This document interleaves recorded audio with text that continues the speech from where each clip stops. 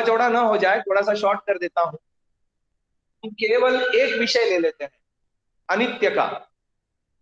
मुझे ये बताइए विचार करके, संसार में जितनी भी वस्तुएं हैं, ये अनित्य हैं या नित्य हैं? को बनाए रखना, या हमारा दिमाग काम करता है कि अनित्य है, छूटने वाला है मुझसे? नहीं काम करता ना। दिमाग तो यही काम करता है कि जो मेरा मकान है, मेरी दुकान है, मेरा घर है, मेरा और प्रॉपर्टी है, ये सदा मेरे साथ बनी रहेगी।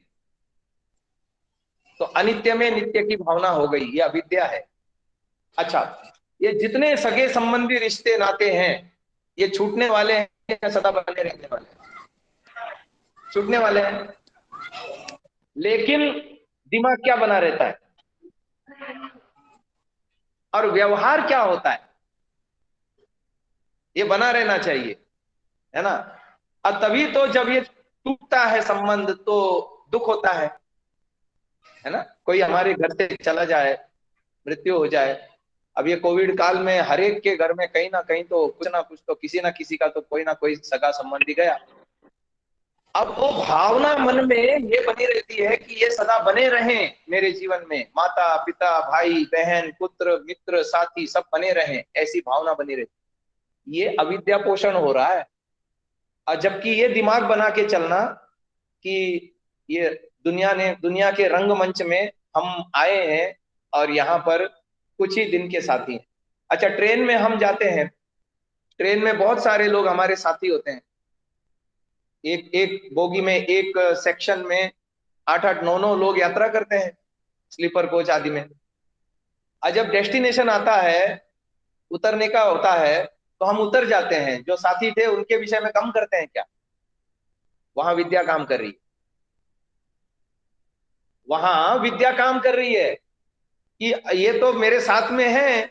हम बाद में उनसे परिचय भी कर लेते हैं कभी कभी, आपस में खाने पीने का सामान भी बांटते हैं, आमोद प्रमोद होता है, वार्तालाप होती है, सब होता है। लेकिन उसका स्थान आया वो चला जाता है, अपना स्थान आया हम चले जाते हैं, कोई दुख। लेकिन संसार सागर में ऐसा नहीं होता। जिनके साथ हम रहते हैं, जो हमारे सगे संबंधी हैं, उनका दुख मनाते हैं कि नहीं मनाते, शोक मनाते हैं कि नहीं मनाते? अविद्या के कारण। अच्छा, दूसरी बात, ये तो हो गया एक पक्ष, संसार और रिश्ते नातों के संबंध। अब दूसरा पक्ष देखते हैं इसका। ईश्वर के साथ हमारा स्थायी संबंध है, मानते हैं? स्थायी संबंध है। हाँ, वो कभी टूटता नहीं। लेकिन उसका विषय में कितना ज्ञान है कि ईश्वर मेरे साथ सदा है, और उसके साथ मेरे स्थायी संबंध हैं। इस बात की अनुभूति ध्यान में भी करना मुश्किल हो जाता है। होता है ना ऐसा? ये अविद्या है। महानुभाव ऋषियों ने कहा अविद्या का नाश और विद्या की वृद्धि करनी चाहिए। पर व्यवहार जीवन में इसका उल्टा होता है। हम यज्ञ में सीखते हैं इदन्न मम, सुबह मैंने बात बताई, इदन्न मम। और व्यवहार जीवन में सब इदम मम इदम मम, वही जीवन जी रहे हैं। मैं और मेरेपन का जो आसक्ति है, वो बंधन का कारण है। संसार उन्मुक्ता है, और ब्रह्म उन्मुक्ता में मेरा नहीं, ईश्वर का है, ईश्वर का है, ईश्वर का है। तो ये, अब आप देखो, ये पंखा यहां भी आर्य समाज में भी चलता है, और आपके घर में भी एक पंखा है? आर्य समाज का पंखा खराब हो जाए तो दूसरा आ जाएगा, कोई दुख है?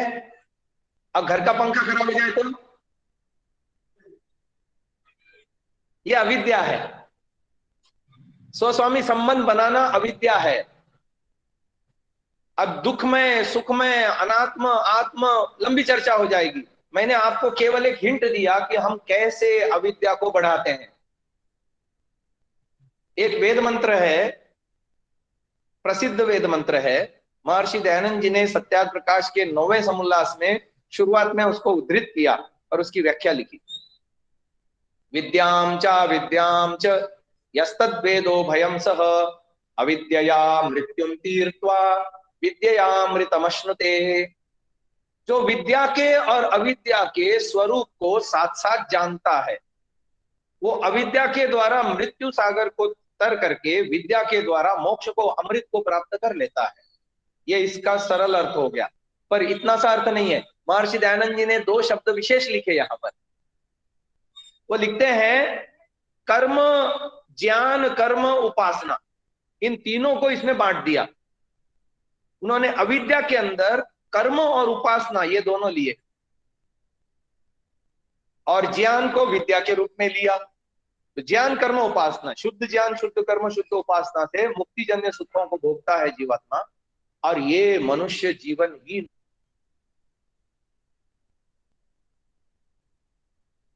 है। इसके अलावा और कोई चारा नहीं है। अन्य पशु पक्षियों के योनि में ये लक्ष्य हासिल नहीं किया जा सकता। ये मनुष्य जीवन को प्राप्त करके अब ये आदमी बेचारा सांसारिक उलझनों में इतना उलझ गया है, वहां से बाहर ऐसा सिर निकालने का उसको ना समय है ना ची है। तो क्या करें, कैसा करें, ये समस्या है। चलो यहाँ आर्य समाज कम से कम ऐसे कार्यक्रम आयोजित करता है, और इन कार्यक्रमों के माध्यम से कुछ विद्वान आते हैं और आपको कुछ वेद की बातें बताते हैं। मैं भी कुछ वेदों की बातें बताऊंगा आपको। महर्षि दयानंद जी ने जो दिनचर्या के मंत्र हमको दिए है ना, एक तो संध्या दी है, फिर हवन दिया हुआ है, प्रातःकालीन मंत्र दिए हैं, शयनकालीन मंत्र दिए हैं, स्वस्ति वाचन दिया है, शांतिकरण दिया है, भोजन प्रारंभ मंत्र, भोजन समाप्ति मंत्र। केवल इन्हीं मंत्रों को भी हम अच्छे से समझ लें तो हम अपनी मोक्ष की यात्रा सुगमता से कर सकते हैं। वेदों में 20,000 मंत्र हैं, सारे मंत्र हमको आ जाएंगे तो मोक्ष मिलेगा, ऐसा कुछ नहीं। मोक्ष की न्यूनतम आवश्यकता है संस्कारों का क्षय हो जाए। जो भोग के संस्कार हैं, संसार के संस्कार हैं, आसक्ति के संस्कार हैं, वो संस्कारों का क्षय हो जाए, कम हो जाए, डाउन हो जाए, और इधर ईश्वर के संस्कार बढ़ जाएं, ईश्वर के प्रति आकर्षण, रुचि, प्रेम बढ़ जाए। और दिनचर्या के सारे मंत्रों में इस विषय का बहुत अच्छे से विवरण है। मैं आपको आज ईश्वर स्तुति, प्रार्थना, उपासना के 8 मंत्रों के विषय में उसका हमारे जीवन के साथ कैसा प्रयोग करना और उन मंत्रों को कैसे जीवन में उतारना, इस विषय में कुछ बातें बताने लग रहा हूं। पहला मंत्र है विश्वानि देव सवितर दुरितानि परासुव यद्भद्रम तन्न आसु। मंत्र तो सरल लगता है और ऋषि दयानंद ने अर्थ भी गजब का किया है। हे सकल जगत के उत्पत्ति करता, समग्र ऐश्वर्य युक्त, शुद्ध स्वरूप, सब सुखों के दाता परमेश्वर, आप कृपा करके हमारे संपूर्ण दुर्गुण, दुर्व्यसन, दुखों को दूर कर दीजिए। जो कल्याणकारक गुण, कर्म, स्वभाव और पदार्थ हैं वे सब हमको प्राप्त। अब इतने से तक सीमित नहीं रहना है हमको, इसके थोड़े से डेप्थ में जाना है। मैं आज आपको बताता हूं पहले 7 मंत्र हम अपने शरीर में ध्यान की अवस्था में, क्योंकि ये ईश्वर स्तुति, प्रार्थना, उपासना के मंत्र हैं। ध्यान देना, स्तुति है इसमें, प्रार्थना भी है और उपासना भी है, तो ये उपासना के भी मंत्र हैं। तो इसके धारणा स्थल हम बना करके आदर्श रूप में इसका व्याख्यान कर सकते हैं। जा रहा है ना? हाँ, आदर्श रूप में इसका व्याख्यान कर सकते हैं। महानुभाव, पहले मंत्र में हमको क्या गूढ़ संदेश मिलता है वो मैं आपको बताना चाहूंगा। ये देव व्यवस्था, विश्वानि देव सवितर, अब ये देव शब्द है ना, इसके अंदर बहुत बड़ा रहस्य छिपा हुआ है। आपको पता है आदि मूल प्रकृति देव व्यवस्था है, क्योंकि दिव्यता है। देव किसे कहते हैं? जिसमें दिव्यता हो, है, जिसमें पवित्रता हो, दिव्यता हो। अच्छा, प्रकृति से बना हुआ एक एक वस्तु दिव्य है। हमारा ये शरीर पूरी की पूरी देव व्यवस्था है। अथर्ववेद में एक मंत्र आता है, ब्रह्मचारिणम पितरो देव जनाः पृथक देवा अनुसंयन्ति सर्वे गंधर्वा एनमन्वायन त्रयः त्रिंशत् त्रिशताः षट्सहस्राः सर्वांस देवांस तपसा पिपर्ति। तो ये कौन से देवों की बात हुई है यहाँ पर? ब्रह्मचारिणम पितरो देव जनाः पृथक देवा अनुसंयन्ति सर्वे गंधर्वा एनमन्वायन। एक्चुअली ये बाहर का विवरण लगता है कि बहुत सारे देवता आते हैं और उसको तृप्त करते हैं वगैरह वगैरह, पर ऐसा नहीं है। हमारे अंदर भी देव व्यवस्था है।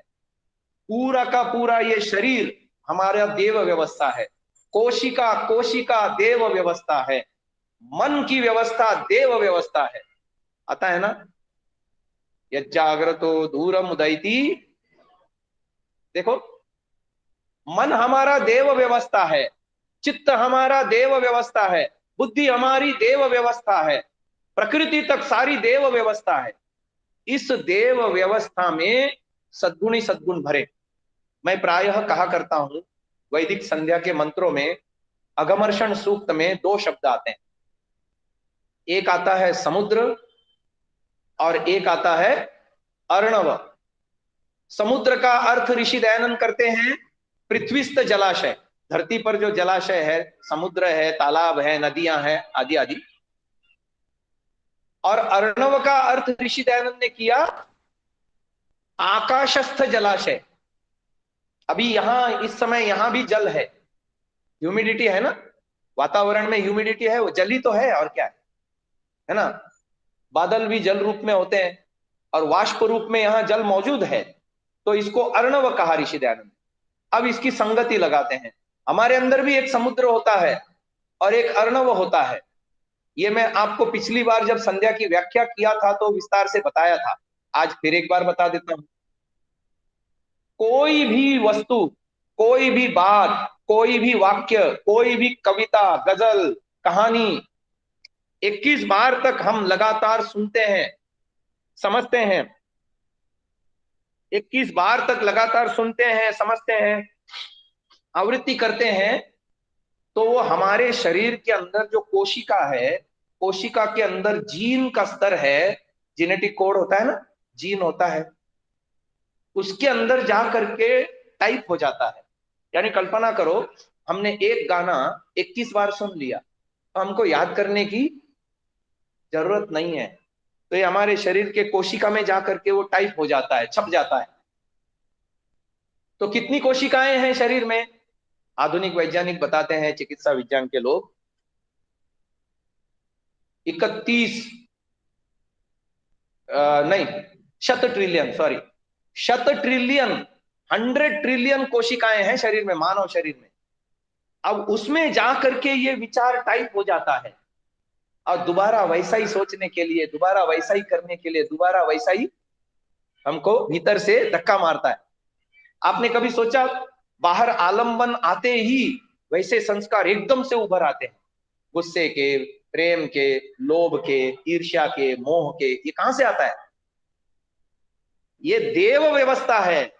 और इसको, देव व्यवस्था को दुरितानि परासुव, भद्रम आसुव करने की हमारी जिम्मेदारी है। कल मैंने एक बात कही थी, आज सुबह भी कही थी, मनुष्य ईश्वर के सामने कर्मफल व्यवस्था में एकल उत्तरदायी है।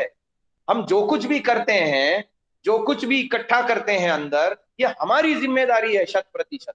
हम क्या इकट्ठा करते हैं? तो दुरितानि परासुव होना चाहिए, भद्रमासु।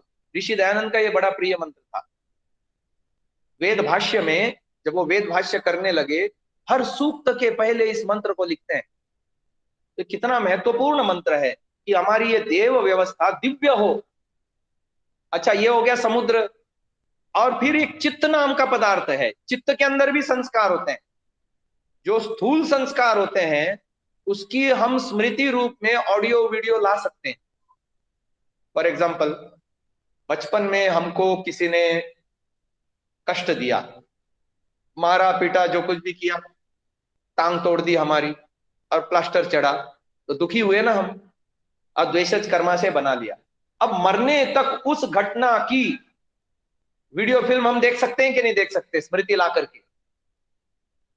पिछले जन्म में ऐसी ही एक घटना घटी थी, किसी ने हमारा सर तोड़ दिया था और टांके लगे थे और बड़ा दुख हुआ था, उसके साथ भी द्वेषज कर्मा से बना, दुखी हुए तो दुखानुशयी द्वेषः, दुखी हुए, द्वेषज कर्मा से बना। अब इस जन्म में उसकी वीडियो फिल्म देख सकते हैं क्या? कि किसने मारा था, कैसे टूटा था, कैसे लगा था, लेकिन वो संस्कार ज्यों के त्यों आ रहे हैं कि नहीं? पीछे से आ रहे हैं ना। ये है अर्णव। अब समुद्र और अर्णव में अंतर समझ में आ गया। ये देव व्यवस्था है। हम अच्छे संस्कार भी लेके आए हैं और बुरे संस्कार भी लेके आए हैं। अब आपको मेरे अपने जीवन की एक घटना सुनाता हूं। मैं जब ये गुरुकुल में आया, उससे पहले युवा अवस्था तक खूब फिल्मी गाने गाए, इतने गाए कि वो मेरे अंदर जा करके जेनेटिक कोड पर जा करके बहुत गहरे उसने अपना प्रभाव जमा लिया। अब इधर जब गुरुकुल में आया तो अभी मैं अष्टाध्यायी स्मरण कर रहा हूँ, वो फिल्मी गाने आ रहे हैं। ईश्वर का भजन कर रहा हूँ, फिल्मी गाने आ रहे हैं। नहा रहा हूँ, फिल्मी गाने आ रहे हैं। खाना खा रहा हूँ, फिल्मी गाने आ रहे हैं। वो परेशान कर रहे हैं। मैंने एक सूत्र पढ़ा था, रोजड़ में विद्यार्थी था उस समय, वितर्क वादने प्रतिपक्ष भावनम। मैंने सोचा इसको आजमा लिया जाए, तो मैंने अच्छे अच्छे वेद मंत्र, अच्छे अच्छे श्लोक, गीतिकाएं रिकॉर्ड कर ली अपने आवाज में।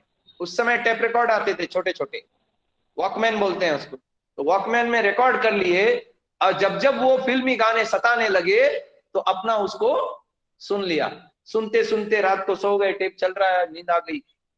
ऐसा मैंने 14-15 साल तक किया। कितने साल? अब वो फिल्मी गानों का असर कम हो गया, डिलीट नहीं हुआ है, क्षय हो गया, कमजोर पड़ गए। हाँ, अविद्या क्षेत्र उत्तरेशम प्रसुप्त तनु विच्छिन्न उदाहरण। वो विच्छिन्न थे, कभी भी आके मुझे तकलीफ देते थे। और कभी कहीं एक गाने के एक लाइन भी सुनी ना, दिन भर फिर उसकी लाइन वो रिपीट होती थी दिमाग में, वो परेशान करते थे। लेकिन वो जिन जिन बीजों को रख दिया जाता है, काम में नहीं दिया जाता, कालांतर में वो बीज सड़ जाते हैं, अंकुरित होने की क्षमता खो देते हैं। वही हुआ, फिल्मी गानों का प्रयोग किया ही नहीं। गुरुकुल में लंबे समय तक रहे, 15-16-20 साल तक रहे, और वो प्रयोग वापस चालू ही था, वेद मंत्रों को अंदर भरने का। ये हमारे ऊपर है। दुरितानि परासुव भद्रम आसुव। किसी को किसी में आनंद आता है, किसी को किसी में आनंद आता है। हमको तो भैया सत्संग में आनंद आता है, वेद मंत्रों को पढ़ने में आनंद आता है, वेद मंत्रों का प्रवचन करने में आनंद आता है। और हमको ये लगता है कि सारा जीवन ऐसा ही बीते, है ना। तो अब देखो, ये मंत्र का तात्पर्य है कि हम अपनी देव व्यवस्था को समुद्र लेवल पर और अर्णव लेवल पर दिव्य बनाएं। दुरितानि परास्व भद्रमास्व, ये पहला मंत्र हो गया। इसकी धारणा स्थली बनेगी सबसे नीचे मूलाधार भू नामक चक्र में। और वैसे भी भू लेवल पर हम जब जीते हैं, हमको सत ही सत जीना चाहिए। 3 गुण हैं, एक सत्व गुण, दूसरा रजोगुण और तीसरा तमोगुण। सात्विकता में व्यक्ति धर्मानुष्ठान करता है, सात्विकता में व्यक्ति ईश्वर उपासना करता है, सात्विकता में व्यक्ति संसार के प्रति अनासक्त हो पाता है, सात्विकता में व्यक्ति ईश्वरीय गुणों को धारण करता है, सात्विकता में व्यक्ति का विवेक का स्तर, ज्ञान का स्तर उच्च होता है, सात्विकता में व्यक्ति के जीवन में प्रेम, सेवा, दान, सहयोग, तपस्या और अनुशासन, धर्म, त्याग, ये सारे के सारे ईश्वरीय दैवीय गुण आते हैं व्यक्ति के जीवन में। और जहां रजोगुण आ गया, रजोगुण आ गया तो क्या होगा? स्वार्थ पनपेगा। मेरा मेरा तेरा तेरा होता है ना, स्वार्थ पनपेगा। दूसरा, ऐष्णाएं पनपेगी, राग द्वेष बढ़ेंगे, ये रजोगुण के। चंचलता बढ़ेगी जीवन में, गंभीरता खत्म हो जाएगी, रजोगुण के ये परिणाम है। और तमोगुण जब बढ़ गया तो अज्ञान बढ़ेगा, अधर्म बढ़ेगा जीवन में, आलस्य बढ़ेगा, प्रमाद बढ़ेगा, नशा बढ़ेगा, ये सब चीजें बढ़ेंगी तमोगुण के आलम्बन में। तो अपने जीवन को सात्विक बनाने का मतलब है दुरितानि परासुव भद्रमा। भद्र सात्विकता में है, राजसिकता या तामसिकता में नहीं है। तो तामसिकता और राजसिकता को छोड़ना है जीवन में से, स्वार्थ को छोड़ना है, ईर्ष्या द्वेष को छोड़ना है, क्रोध आदि के आलंबन से अपने आप को बचाए रखना है। धैर्य, सहिष्णुता, त्याग, सेवा, बलिदान, ये सारी चीजें हमको जीवन में ऊंचे लेवल पे ले जानी है, तब सात्विकता जीवन में आएगी और टिकी भी रहेगी। अब दूसरा मंत्र ले लेते हैं, उसकी धारणा स्थली है भुवः नामक चक्र। पायु के बाद उससे ऊपर उपस्थ, पायु, उपस्थ, नाभि, हृदय, कंठ, भ्रूमध्य और तालु, है ना, क्रमशः ओम भू, ओम भुवः, ओम स्वः, ओम महः, ओम जनः, ओम तपः, सत्यम, ये स्तर है। तो पहले 7 मंत्र, अभी देखो एक एक मंत्र की जब मैं संगति लगाऊंगा तो आपको लगेगा कि हाँ, ये महर्षि दयानंद जी ने, और ये जो क्रम है स्तुति प्रार्थना उपासना के मंत्रों का, ये विशुद्ध दयानंद की देन है। दयानंद से पहले कहीं भी श्रौत ग्रंथों में या कहीं दूसरे ग्रंथों में ईश्वर स्तुति प्रार्थना उपासना के लिए इस क्रम से मंत्रों का विनियोग कहीं नहीं मिलता। महर्षि दयानंद जी ने, और मैं आज आपको बता सकता हूं ये बात, मैंने जितना अन्वेषण किया है और मैंने जितना समझने की कोशिश की है, महर्षि दयानंद जी की सारी उपासना पद्धतियां सुषुम्ना बेस्ड हैं, सुषुम्ना को आधार लिए हुए हैं।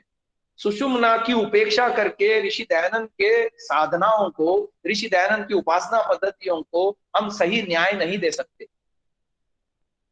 तो इसलिए इसको इस दृष्टि से भी विचार करना जरूरी है। अब दूसरा मंत्र भुवः नामक चक्र में, उपस्थ नामक स्थान में इसको धारणा बनानी है। अब देखो भुवः माने क्या, भू माने स्थूल, भुवः माने सूक्ष्म और स्वः माने कारण। क्या है जी, इनका यदि वर्गीकरण करेंगे, विभागीकरण करेंगे तो भू से क्या लिया जाएगा, स्थूल। और स्थूल जगत में विचरण करते हुए जो पहला मंत्र था वो क्या संदेश दे रहा है, जगत है सत रजतम रचा, तू तो है रे चैतन्यता, चयन है तेरा हक बड़ा, तू सत ही सत ले रे उठा, तू सत ही सत ले रे उठा। अब दूसरा जो मंत्र है वो सूक्ष्म यानी अंतरिक्ष लोक की बात कहता है। वह मंत्र कितना सुंदर है, हिरण्यगर्भः समवर्तताग्रे भूतस्य जातः पतिरेक आसीत् सदाधार पृथिवीं व्यामुते मां कस्मै देवाय हविषा विधेम। हिरण्यगर्भ परमात्मा का एक नाम हिरण्यगर्भ है। मंत्र का जो अर्थ ऋषि दयानंद ने किया है, मंत्र में आए हुए शब्दों के अनुकूल किया है, लेकिन जब हम इसका ध्यान करेंगे तो अपने जीवन के साथ उसका संबंध लगाना होगा हमको। जैसा मैंने विश्वानी देव की बात आपको कही कि समुद्र और अर्णव लेवल पे देव व्यवस्था है, उसको दिव्य बनाना है, कहीं से कहीं तक गलत की इनपुट नहीं जाए, अंतःकरण में कहीं से कहीं तक बुराई न जाए, इसका ध्यान रखना है। अच्छे गुण कर्म स्वभाव और पदार्थ हम संग्रहित करें जीवन में। अब दूसरे मंत्र में हिरण्यगर्भ, हिरण्य कहते हैं संस्कृत में चमक को, चमक को। अच्छा, सबसे बड़ा चमकीला, सबसे अधिक चमकीला पदार्थ क्या है दुनिया में, सूर्य है। तो सूर्य को भी हिरण्य कहते हैं, और सूर्य रूपी हिरण्य को अपने गर्भ में जिसने धारण किया है वो है हिरण्य गर्भ। अब इस हिरण्य गर्भ का अपने साथ क्या संबंध जोड़ेंगे हम, ये हमारे अंदर जो मन बुद्धि ये इंद्रियां है ना, ये भी तो हिरण्य है, ये भी तो दिव्य पदार्थ हैं। और मैं आपको बताता हूं, आप संध्या में एक मंत्र बोलते हो उपस्थान, देवम देवत्रा, है ना, देवम देवत्रा, यहां त्रल प्रत्यय है, त्रल। त्रल प्रत्यय व्याकरण में आधार आधेय संबंध को बताता है, आधार और अधिकरणम, तो उसी में त्रल प्रत्यय का प्रयोग होता है। आपने संस्कृत थोड़ा बहुत जानते होंगे तो अत्र, तत्र, कुत्र, यत्र, ये सारे तरल प्रत्यय के उदाहरण हैं। ऐसे ही देवम देवत्रा, देवत्रा में भी तरल प्रत्यय है। ऋषि दयानंद इसका अर्थ करते हैं, हमारे भीतर जो मन बुद्धि इंद्रियां आदि दिव्य पदार्थ हैं उनमें अपनी दिव्यता लिए परमात्मा विद्यमान है। मैंने कहा था ना, तरल प्रत्यय आधार अधिकरण होता है, एक होता है आधार, एक होता है आधेय। मन बुद्धि आदि दिव्य पदार्थों में ईश्वर अपनी दिव्यता लिए मौजूद है सदा ही। यह है हिरण्यगर्भ समवर्तताग्रे, ये सृष्टि से पहले भी वो था, है ना, और वो ईश्वर मेरे साथ अब जुड़ा हुआ है। देवम देवत्रा, इस समय मेरे भीतर मन बुद्धि आदि में अपनी दिव्यता लिए ईश्वर मेरे अंदर विद्यमान है। आप कल्पना नहीं कर सकते। मैं आपको एक उदाहरण दे के समझाता हूं तो बात समझ में आई। एक छोटा बच्चा है, माँ उसको लेके गई पार्क में खिलाने के लिए शाम को। माँ बैठी है एक पार्क में एक बेंच पर, और बच्चा उससे थोड़ा दूर निकल गया खेलते खेलते। इतने में बच्चे के सामने एक कुरूप चेहरे वाला पुरुष आ गया, और बच्चा डर गया। बच्चा डर गया, वो दौड़ करके आके माँ की गोद में बैठ गया। अब उस आदमी ने देखा कि मेरी वजह से ये बच्चा डर गया है, वो भी पीछे पीछे आया। अब एक बार माँ की गोद में आ जाने के बाद अब वो बच्चा डर रहा है उससे। उसको पता है मैं सुरक्षित हूं।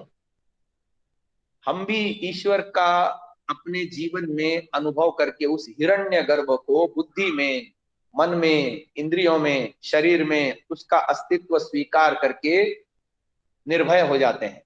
मैं अक्सर कहा करता हूं, जो ईश्वर से डरता है वो किसी से नहीं डरता। आप देखो महर्षि दयानंद जी का जीवन चरित्र देखो, किसी से नहीं डरे वो अपने जीवन में। सत्य को कहना है मतलब कहना है। और जहां भी जा रहे हैं, जैनियों के यहाँ आश्रय लिया तो जैन मत का खंडन कर रहे हैं, हाँ, मुस्लिमों के यहाँ आश्रय लिया तो कुरान का खंडन कर रहे हैं। जहां ईसाई पादरी आके बैठे हैं व्याख्यान सुनने के लिए, वहां ईसाईयत का खंडन कर रहे हैं। ये आत्मबल कहां से आता है? ये उस हिरण्यगर्भ को अंदर अनुभव करने से आता है। तो हिरण्यगर्भ समवर्तत आग्रे भूतस्य जातः पतिरेक। अच्छा, हम ईश्वर को इसका स्वामित्व नहीं मानते अंदर से, और विशेष करके अपने से जुड़ी हुई चीजों का तो बिल्कुल नहीं मानते। कहने को हम शाब्दिक रूप से कहते हैं कि ये सब कुछ ईश्वर का है, ईश्वर इसका स्वामी है, वगैरह वगैरह। लेकिन हाँ, हाँ, कहने को तो प्रवचन भी सुनते हैं, समझ भी लेते हैं, सब कुछ है, लेकिन अंदर से ज्ञान जो बना हुआ है ना। अच्छा सच बताना, बचपन से अब तक आपने जो शिक्षा विद्या पाई, ज्ञान अर्जन किया, उसका स्वामी अपने आप को मानते हैं या ईश्वर को मानते हैं? ईश्वर को मानते हैं। यदि ऐसा है तो बहुत अच्छा है, पर ऐसा होता नहीं है प्राय लोगों का। मेरे को भी ये बात मेरे को पहली बार कब पता चली। भूतस्य जातः पति ही एक आसीत, बहुत बड़ी संकल्पना है, इसको समझने की कोशिश करें। मेरे मानद पिता हैं डॉक्टर त्रिलोकीनाथ क्षत्रिय। उन्होंने वेदों में पीएचडी की है। वो बीई यानी इंजीनियर थे, वो डॉक्टर भी थे, वो एलएलबी वकील भी थे, और 7 अलग अलग विषयों में उन्होंने एमए किया। 2011 में उनका शरीर पूरा हो गया। अब आज वो इस धरती पर यदि होते हैं तो 10 साल के हो गए ना, तो क्या वो पीएचडी, वकील, डॉक्टर ये सब होंगे या नहीं होंगे? हैं?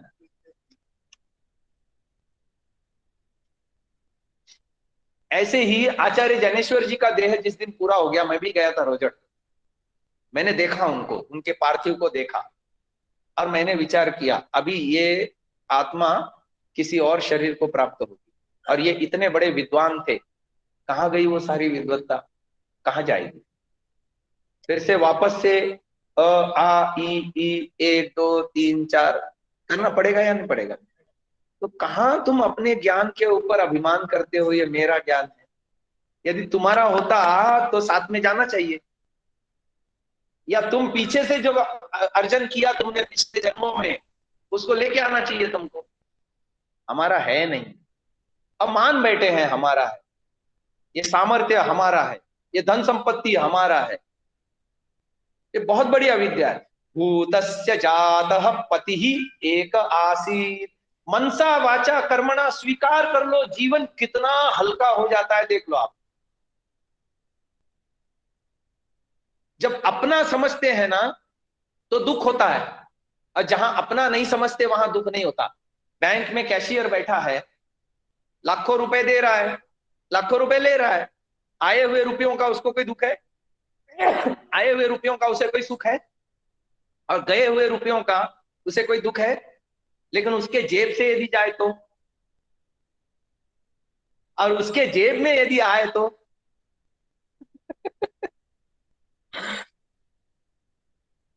सुख दुख से ऊपर उठ जाना कितनी बड़ी उपलब्धि है जीवन की महानुभाव। सोचो, भूतस्य जातः पति एक आसीत। अब ये मंत्र केवल जपने नहीं है, इन मंत्रों का जीवन में विनियोग करना है और जीवन को हल्का बनाते चले जाना। महानुभाव, सदाधार पृथ्वीम द्याम उत इमाम कस्मै देवाय हविषा विदेम। लोग अपने को छोड़ करके ईश्वर की संकल्पना सब जगह करते हैं। वार्तालाप में भी ऐसा ही बोलते हैं। क्या बोलते हैं? वो ऊपर वाला तुम्हें देखेगा। क्या बोलते हैं? ऊपर वाला, वो नीली छतरी वाला, ऊपर वाला। अरे ऊपर भी है, अंदर भी है, बाहर भी है, सब जगह है। सदाधार पृथ्वी, यहाँ पृथ्वी से तात्पर्य मेरा शरीर, स्थूल शरीर। द्याम, द्यूलोक, मेरे मस्तिष्क में, ये यहाँ कंठ से ऊपर हमारा द्यूलोक है। और ये भी हमको वेद बताता है, ये सारा स्थूल शरीर मिला करके भूलोक है।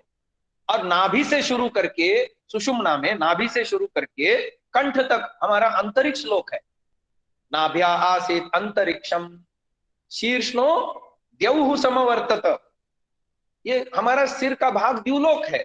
या यूं कहो, कारण जगत संबंधी ज्ञान विज्ञान समाधिस्थ अवस्था में व्यक्ति को प्राप्त होता है और वो सत्यम लोक तक उन्नत होने पर होता है, इसलिए इसको द्यूलोक कह देते हैं।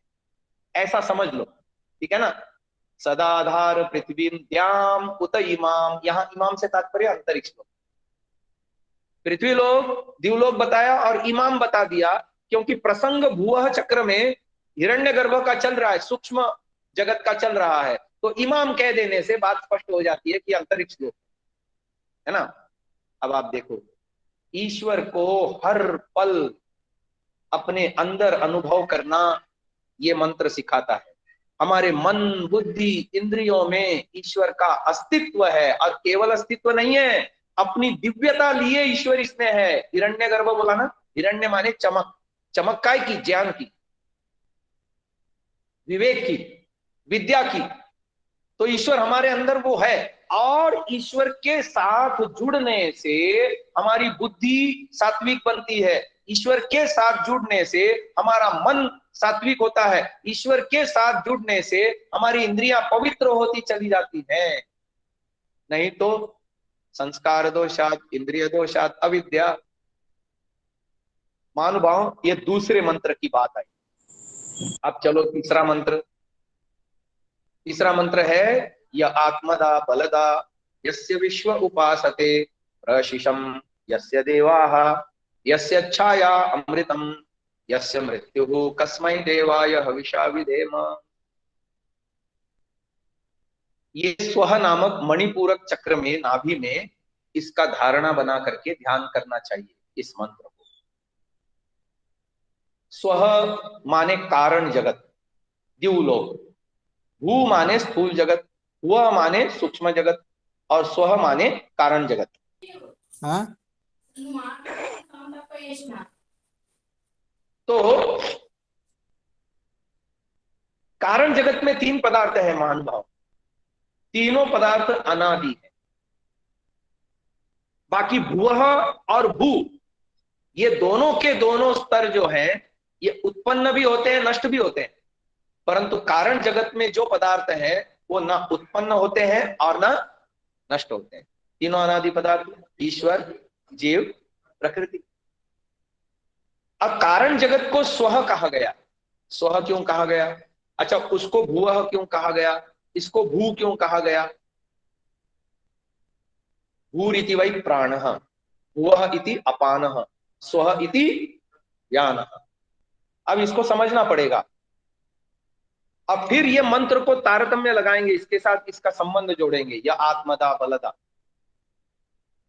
महानुभावों, ये सारा का सारा स्थूल और सूक्ष्म जगत से ऊपर उठने पर स्व लेवल में प्रवेश होता है व्यक्ति का ध्यान में।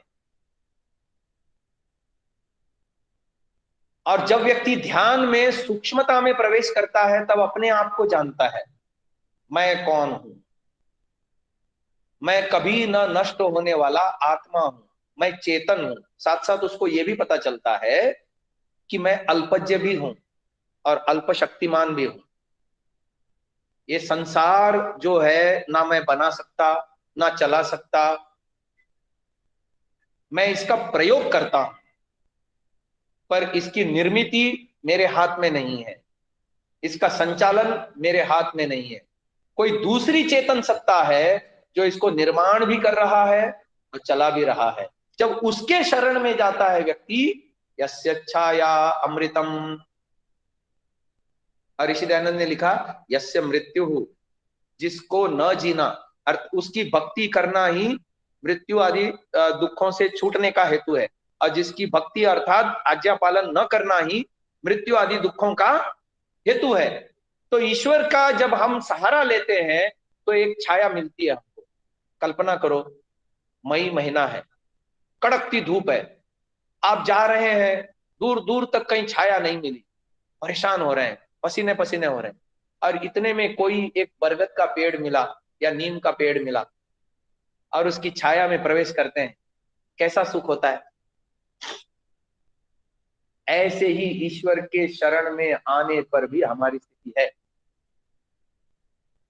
केवल इतना ही नहीं होता, ईश्वर के साथ जुड़ने से और भी कई लाभ हैं। सबसे बड़ा लाभ यह है, व्यक्ति निर्भय होता है। ईश्वर सत्य स्वरूप है और उसे भी सत्य जीवन में अपना अपना करके इतने उच्च कोटि का ऊपर उठना होता है। भू भुव स्व म जन तपः, सत्य लेवल पे आने पर ही ईश्वर दिख सकता है या मिल सकता है। कितनी मजे की बात है, देखो 24 घंटे ईश्वर हमारे साथ जुड़ा हुआ है, लेकिन तद्दूरे जो अधर्माचरण में लगे हुए हैं, असत्याचरण में लगे हुए हैं, सत्य जिनके जीवन में नहीं है, पास में होते हुए भी ईश्वर उनसे दूर है। तदु अंति के, और जो सत्याचरण करते हैं, धर्माचरण करते हैं, न्यायाचरण करते हैं, उनके ईश्वर पास में है। अर्थात ईश्वर सदा ही सबके ही पास होता है, लेकिन उसकी अनुभूति बिना सत्य के आचरण के नहीं हो सकती। और उसके सत्य का आचरण करके ईश्वर से जुड़ने पर उसकी छाया में हम राहत अनुभव करते हैं, उसकी छाया में हम निर्भय होते हैं। जो जिसके व्यक्ति के जीवन में ईश्वर का तत्व आ गया, या ईश्वर पे उसने अपना संपूर्ण डाल दिया, नहीं, ऋग्वेद के प्रथम सूक्त का छठा मंत्र है, यदं गदाशुषे त्वमग्ने भद्रम करिष्यसि तवे तत्सत्यम अंगिरा। हे अंगिरा, हे परमात्मन, जो आपको आत्मा आदि दान करता है। आर्य विनय में ऋषि दयानंद ने ऐसे शब्द लिखे इस मंत्र की व्याख्या में, जो आपको आत्मा आदि दान करता है, उसका आप दोनों प्रकार का सुख, एक है व्यवहारिक सुख और एक है पारमार्थिक सुख, दोनों प्रकार का भद्र निश्चित करते हो। निश्चित, ये विश्वास आ गया ना व्यक्ति के जीवन में, अब फिर उसको भय नहीं है संसार। वो निर्भय होके विचरेगा, वो विवेकपूर्ण होके विचरेगा, वो अपने मन बुद्धि इंद्रियों का सदुपयोग करेगा, वो उनको सात्विकता में ले जाएगा, सत्य को जीवन से आपूर्त कर लेगा। कितनी बड़ी उपलब्धि है, यस्य छाया अमृतम, है ना। और उससे पहले एक बात और आई इसी मंत्र में, यह आत्मदा बलदा यस्य विश्व, अगला शब्द क्या है, प्रशिशम। देवों ने, विद्वानों ने उसके शासन को स्वीकारा है। हम आत्मनिरीक्षण कर सकते हैं, ईश्वर के शासन को हमने कितना स्वीकारा है। भारत में रहते हैं तो भारत का संविधान हमारे ऊपर लागू है ना, तो संविधान के अनुसार हमको चलना पड़ेगा। ऐसे ही ईश्वर भी तो हमारा माता पिता आदि है, न्यायाधीश राजा है। उसके संविधान को, उसके शासन को, प्रशिशम, प्रशिशम यस्य देवाः, उसके शासन को हम जितना जितना स्वीकार करते चले जाएंगे, उतना उतना हमारा जीवन स्वर्ग में सुंदर होता चला जाएगा। बहुत बढ़िया बातें लिखी हुई है मंत्र में, और मंत्र का सीक्वेंस इस तरह से दिया हुआ है कि आप उस चक्र में उस मंत्र को पिरोते हुए आप उसका पूरा ऐसा ध्यान कर सकते हैं। जब भी ध्यान करना है ना, ईश्वर की संकल्पना को अपने अंदर आने दो।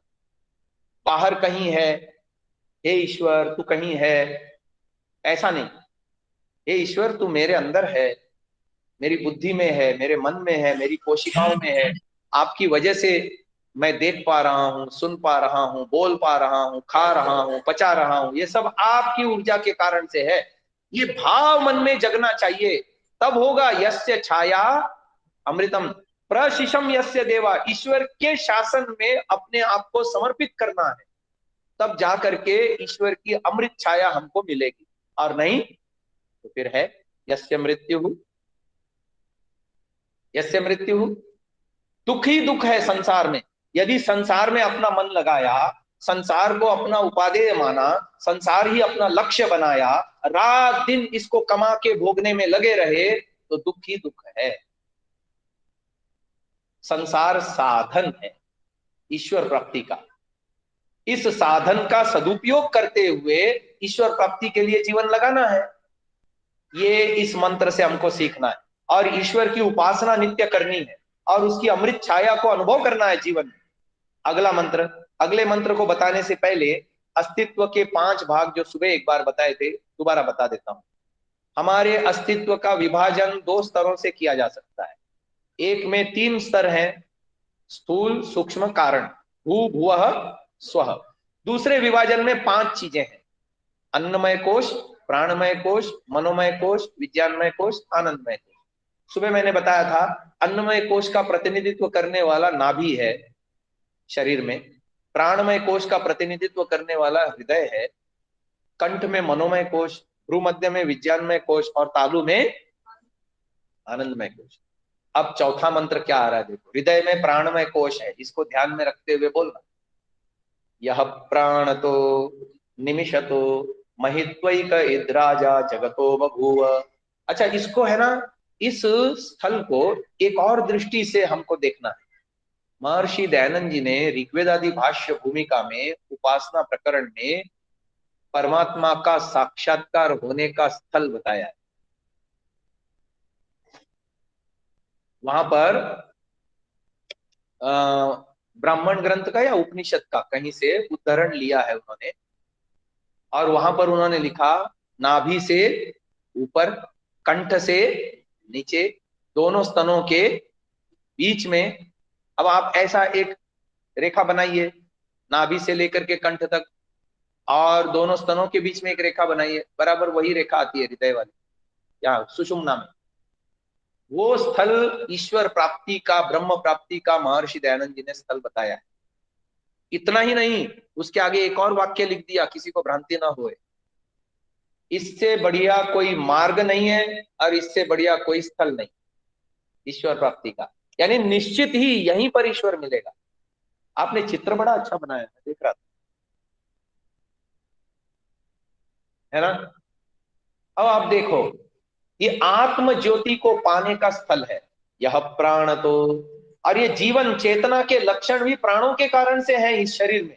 ये प्राण निकल गए तो फिर कुछ नहीं बचा, है ना। ये प्राण चल रहे हैं तो ये आंखें देख रही हैं, कान वाणी सुन रहे हैं, है ना, मुख से हम बोल रहे हैं, हाथ पैरों में चलन वलन है, हृदय धड़क, दिमाग से सोचते हैं हम, हृदय धड़कता है, सारे शरीर को रक्त संचार करता है, खाया पिया अन्न रस जाने के लिए पाचक रस बनते हैं शरीर में, खाया पिया अन्न पचता है, रस रक्त मांस मेद अस्थि मज्जा शुक्र बनता है शरीर में, सुवितरण हो रहा है, और शरीर से वेस्टेज पसीना है, मल है, मूत्र है, इस रूप में शरीर से बाहर निष्कासन की व्यवस्था भी हो रही है।